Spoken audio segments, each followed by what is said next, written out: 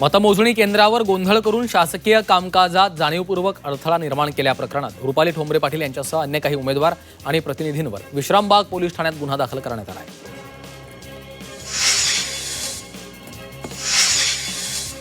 मराठी तरुणांमध्ये नोकरी करण्याची मानसिकता नाही. बिहारी माणूस पोट भरायला इथे येतो, त्यामुळे त्यांच्यावर टीका कशाला करता, असं गुलाबराव पाटलांनी म्हटलं.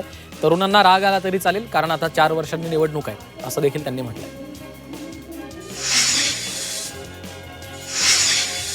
प्रवीण परदेशी यांच्या नियुक्तीला राज्य सरकारनं 3 वर्षांची मुदतवाढ दिली आहे. महाराष्ट्र इन्स्टिट्यूशन फॉर ट्रान्सफॉर्मेशन या संस्थेचे प्रवीण परदेशी मुख्य कार्यकारी अधिकारी आहेत. त्यांची मुदत आता 3 वर्षांसाठी वाढवली आहे.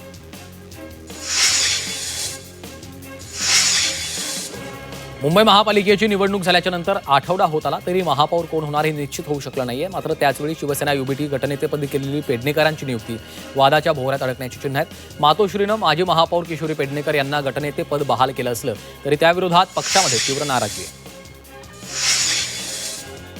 एमआयएमच्या नगरसेविका सहर शेख यांच्या वक्तव्यावर अखेर पडदा पडला. सेहर यांनी पोलीस स्टेशनमध्ये जाऊन लेखी माफीनामा दिला. भाजप नेते किरीट सोमय्या यांनी दुसऱ्यांदा मुंब्रा पोलिसांची भेट घेतली. त्यानंतर पोलिसांनी सेहर शेख यांना 2दा पोलीस ठाण्यामध्ये बोलावून लेखी माफीनामा घेतलाय.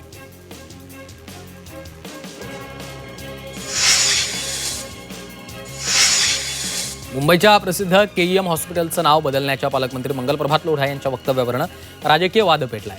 खासदार अमोल कोल्हे जे केईएमचे माजी विद्यार्थी आहेत, त्यांनी लोढा यांना हॉस्पिटलचा इतिहास अभ्यासावा आणि मगच असं वक्तव्य करावं असा सल्ला दिलाय.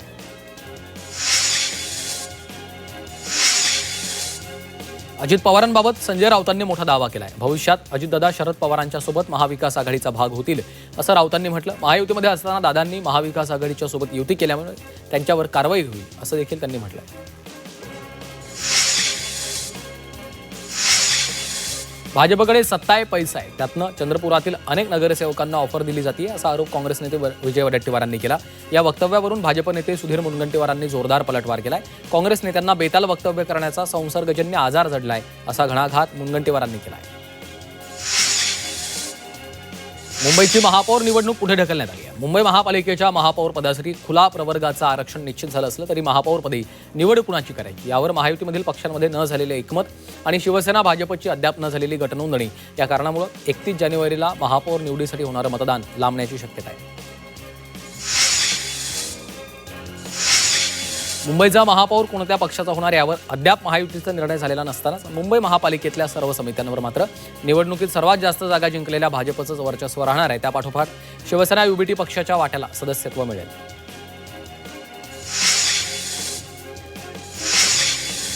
भिवंडी पालिकेची निवडणुकीमध्ये एकाही पक्षाला सत्ता स्थापनेसाठी आवश्यक असलेला जादुई आकडा गाठणं शक्य झालं नसून या निवडणुकीत सर्वाधिक 30 जागा जिंकणाऱ्या काँग्रेस पक्षानं मात्र सत्ता स्थापनेसाठी जोरदार हालचाली सुरू केल्या.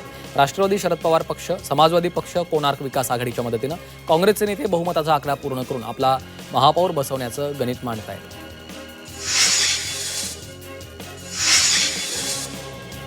नुकत्याच महापालिकेच्या निवडणुका पार पडल्या आणि यानंतर सर्वच पक्षांकडून आपला महापौर आणि गटनेता निवडीची प्रक्रिया सुरू आहे. या पार्श्वभूमीवर राष्ट्रवादी शरद पवार पक्षानं गटनेतेपदी महिलेला संधी दिली. पक्षाच्या बैठकीमध्ये अन्सारी मुसर्रत मोहम्मद अरशद यांची नियुक्ती केली आहे. कल्याण डोंबिवली महापालिकेच्या निवडणुकीत शिवसेना ठाकरे पक्षाचे 11 नगरसेवक निवडून आले. त्यापैकी 4 नॉट रिचेबल आहेत. या 4 पैकी मधुर म्हात्रे आणि कीर्ती डोणे हे 2 नगरसेवक 16 जानेवारीपासून संपर्काच्या बाहेर आहेत. भिवंडी पालिकेच्या निवडणुकीचे निकाल जाहीर झाले असून राजकारणामध्ये नवी समीकरणं तयार झाली आहेत. काँग्रेसकडनं महापौर पदासाठी मोमीन तारिक अब्दुल बारी यांचं नाव चर्चेत आहे. निवडणुकीमध्ये काँग्रेसला सर्वाधिक 30 जागा, भाजपला 22, शिंदे गट शिवसेनेला 12 जागा मिळाल्या, तर राष्ट्रवादी शरद पवार गटाला 12 जागा आणि समाजवादी पार्टीला 6 जागा मिळाल्या आहेत.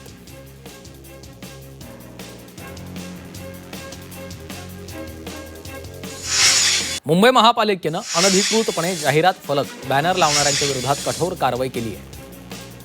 Gavdevi, Malabar Hill, doctor DB Marg या ठिकाणी अनधिकृत बॅनर्स लावणाऱ्यांविरोधात गुन्हा दाखल केला आहे.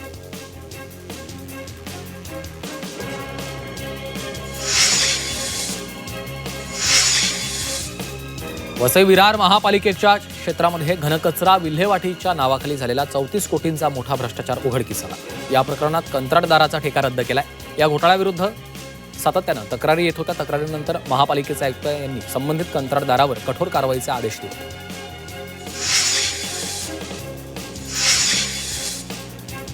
ठाणे महापालिकेच्या प्रदूषण नियंत्रण विभागानं विविध भागामधील 33 बांधकाम स्थळांची सखोल तपासणी केली. त्यात प्रदूषणाचे नियम मोडणाऱ्या 28 बिल्डरांना नोटीस बजावण्यात आली आहे, तर प्रदूषण करणाऱ्यांकडून 5,25,000चा दंड वसूल केला आहे. शेअर बाजारामध्ये निरंतर सुरू असलेली घसरण आणि परदेशी गुंतवणुकीची माघार यामुळे व्यवहारामध्ये रुपया प्रति डॉलर 91.99च्या विक्रमी नीचांकी पातळीवर पोहोचलाय. त्या व्यतिरिक्त खनिज तेलाच्या किमतीमधील वाढ आणि अमेरिकी रोखे उत्पन्नावरील वाढता परतावा दराचा रुपयाच्या मूल्यावर ताण दिसून आला आहे. माघी गणेश जयंतीनिमित्त गिरगाव चौपाटीवर कृत्रिम तलावामध्ये गणपतीचं विसर्जन करण्यात आलं. यावेळी चांदीच्या पाटाचा पाय निखळून तलावात बुडाला होता. पोलिसांनी याची दखल घेत कंत्राटदाराच्या कर्मचाऱ्यांना सूचना देऊन पाटाचा पाय मिळवून दिला.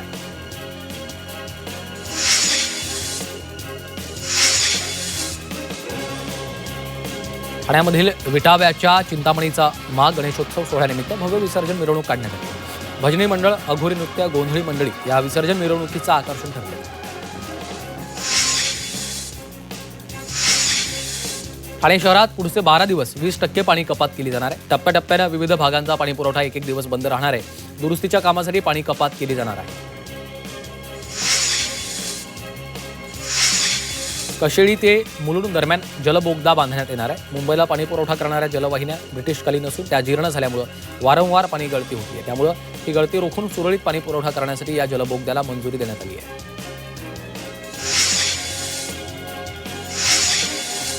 डिजिटल आणि प्रशासकीय सुधारणा निकषांमध्ये मुंबई विद्यापीठानं राज्यात प्रथम क्रमांक पटकावला आहे. उच्च आणि तंत्रशिक्षण विभागानं हे गुणांकन प्रसिद्ध केलं. कर्मचारी सेवा पुस्तिका डिजिटल करणं, सेवा आदेशांची ऑनलाईन नोंद याचं मूल्यमापन केलेलं आहे.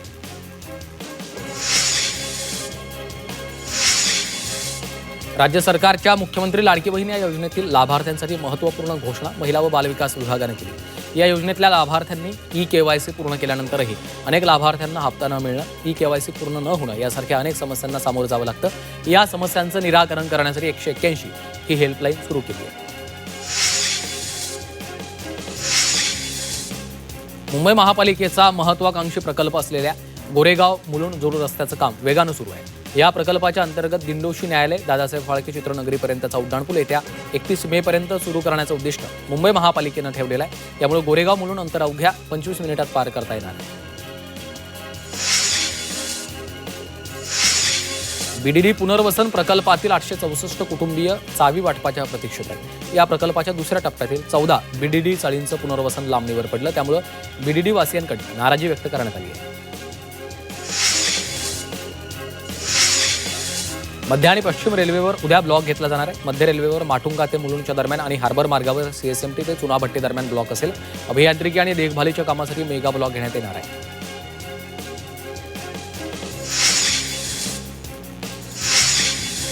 पश्चिम रेल्वेनं उपनगरीय क्षेत्रासाठी 1 जानेवारीपासून वेळापत्रकामध्ये बदल केला आहे. त्यामुळे दैनंदिन प्रवाशांसाठी महत्त्वाच्या असणाऱ्या अनेक गाड्या विलंबानं धावत आहेत. याचा प्रवाशांना मोठा फटका बसतो. डिजिटल रेल्वे तिकीट खरेदीकडे प्रवाशांचा कल वाढलेला आहे. पश्चिम रेल्वेवर 42% डिजिटल तिकिटांची विक्री होते. UPI पेमेंट तर मोबाईल तिकिटिंगचे पर्याय उपलब्ध झाल्यामुळे प्रवाशांना दिलासा मिळाला आहे. मुंबईमधील ओशिवरा परिसरात झालेल्या गोळीबारावरून मुंबई पोलिसांनी अभिनेता कमाल आर खानला अटक केली. त्याला कोर्टामध्ये हजर केलं असता कोर्टानं 27 तारखेपर्यंत पोलीस कोठडी सुनावली आहे. अंधेरीतील ओशिवरा इथल्या एका निवासी इमारतीवर गोळीबार करण्यात आला होता. या चौकशीत त्यानं गोळीबार केल्याची कबुली दिली आहे.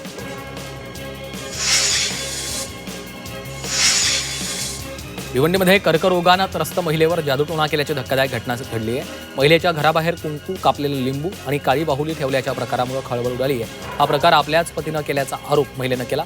पीडित महिलेच्या तक्रारीवरून गुन्हा दाखल करण्यात आला आहे. दिव्यांग कल्याण विभागाचे सचिव यांनी एसटी प्रशासनाला कडक कारवाईचे आदेश देत बनावट कार्ड जप्त करण्याच्या सूचना दिल्यात. त्यामुळे बनावट अपंग ओळखपत्र घेऊन एसटी प्रवास सवलतीचा लाभ घेणाऱ्या प्रवाशांवर कारवाईची टांगती तलवार असणार आहे. मुंबईमधील डोंगरी पोलिसांनी कथित क्रिकेट बुकी मेहुल जैन आणि त्याच्या नातेवाईकांविरुद्ध गुन्हा दाखल केला. मुंबईतल्या एका व्यावसायिकाची धातू उत्पादन कंपनी विकण्याच्या आणि सरकारी अनुदान मिळवून देण्याच्या बहाण्यानं 8 कोटी रुपयांची फसवणूक केल्याप्रकरणी गुन्हा दाखल केला.